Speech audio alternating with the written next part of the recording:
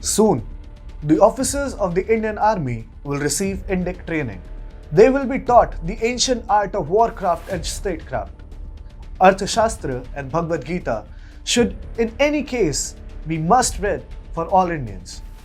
For those protecting this land and its sovereignty, these two texts are nothing but treasure troves of knowledge. With the philosophy and knowledge provided by these ancient Hindu texts, the Indian military can become an unparalleled force in the world. And the Modi government is pushing for just that. Watch this video to find out how.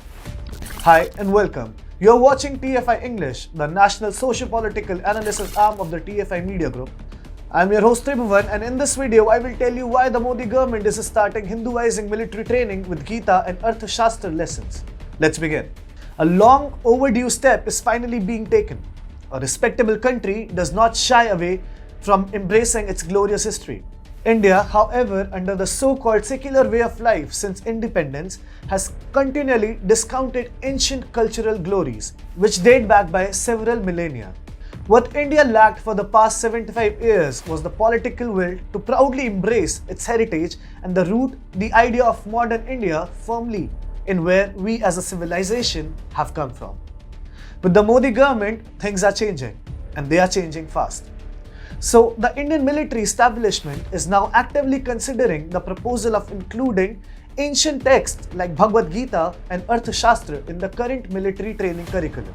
According to News 18, a recent internal study conducted by the College of Defence Management recommended exploring ways of incorporating relevant teachings from ancient Indian texts such as Kautilya's Arthashastra and Bhagavad Gita into the current military training curriculum. The study also recommended establishing an Indian Culture Study Forum and a dedicated facility to explore this possibility. The College of Defence Management is a premier tri-service military training institution where senior officers from the military, navy and the Indian Air Force are trained for higher defence management. Located in Secunderabad, Telangana, CDM has titled the report Attributes of Ancient Indian Culture and Warfare Techniques and its Incorporation in Present-Day Strategic Thinking and Training. It has also reported that the project was sponsored by Headquarter Integrated Defence Staff. Quoting anonymous resources, News 18 stated that the proposal aimed to research select ancient Indian scriptures with the view of exploring the possibility of incorporating them in the context of strategic thinking and leadership in the Indian Armed Forces. Apart from Arthashastra and Bhagavad Gita, the CDM study also focused on Thirukural. Furthermore, it also recommended that research work be carried out over the next 2 years on the Manusmriti, Nitasara and Mahabharata.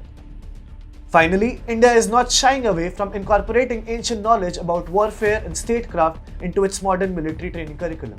It was ignored for so long as Hindu culture as a whole became a political taboo for secular governments. Under the present dispensation, however, the value of ancient Hindu text is being unleashed. Before 2014, who would have thought the Indian military too could have ancient texts of Bharat as a part of their training curriculum? Moreover, it is not only important but also necessary to include texts like Arthashastra and Bhagavad Gita in military studies. Both of these pieces of literature are considered to be the basis of warfare, especially in the Indian context. Arthashastra is still considered an ideal example in the eyes of modern historians in politics and warfare. Acharya Chanakya, the author of Arthashastra, laid the foundation for the dream of Akhand Bharat, while Emperor Chandragupta Maurya also helped a lot in fulfilling it. Chanakya was a 4th century philosopher, teacher, economist, jurist and royal advisor, who built the Mauryan Empire along with its disciple Chandragupta Maurya. The Mauryan Empire was one of the most powerful empires that ever existed in India, with boundaries ranging from modern-day Iran to Myanmar and Kashmir to Kerala. The title Arthashastra is often translated to the science of wealth. However, it is so much more than just that.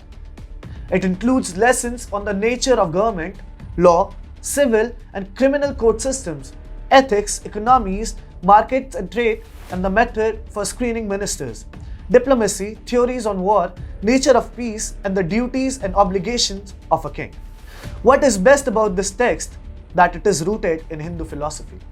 The Bhagavad Gita is not only religiously and spiritually important, but is also the best guide for military strategists, officers, and soldiers from the point of view of war. The text, which contains the teachings of Lord Krishna on the battlefield, can help India's military in viewing our current geopolitical realities with a whole new lens entirely. The proposal to include ancient Hindu texts in the training curriculum of the Indian military comes in the backdrop of Prime Minister Narendra Modi. In March this year, while seeking greater indigenization in the national security apparatus of the country, including in procuring military equipment as well as in the doctrine and customs of the armed forces. PM Modi was speaking at the Combined Commanders Conference in Gujarat's Kevadia, where two different sessions on Indianization of traditions and culture in the armed forces were held. It is therefore the Modi government that is ensuring that the Indian military learns the best out of India's ancient heritage and literature. The result of the same will be visible very soon as India returns to the glories of the past by steadfastly taking inspiration from its heritage.